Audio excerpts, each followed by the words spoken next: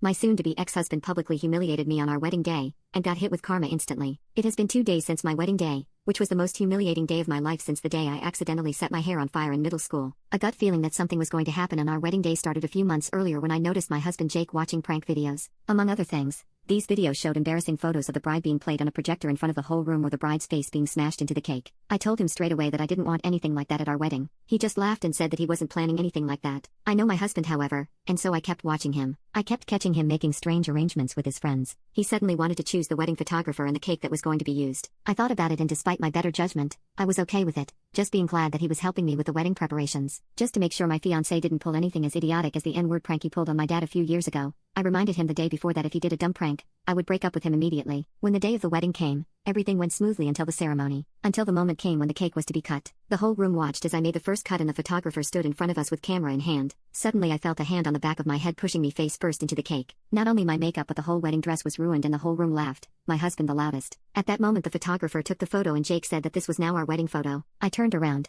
slapped him in the face and ran out of the room in tears. Thank God karma didn't take long to arrive and came in the form of his own brother. I ran to the toilet and started crying when I suddenly heard loud shouting from the hall. It was his brother Frank. I could barely understand what he was saying, and when I left the toilet Frank was waiting for me. He told me that my husband had something to tell me. My husband was shaking and apologized without looking me in the eye. Frank told him to look me in the eye and apologize again. Even I was a bit scared of Frank at that moment, because I had always thought of him as a kind and gentle man. I had never seen him angry before. My husband apologized again, and then Frank led us back into the hall, which was suddenly very quiet, and most of our families looked down at the floor a little embarrassed. The festivities were cut short and I was taken home by Frank because I was too angry with my husband and I didn't want to see him. As soon as I came home, I decided to separate from him and file for divorce, and informed my husband and family about it. My husband begged me not to do that because it was just a harmless prank. I was spammed by both his family and mine that it would be ridiculous to end our marriage over this. His brother Frank seems to be the only one who supports me now, and I will go through with the divorce.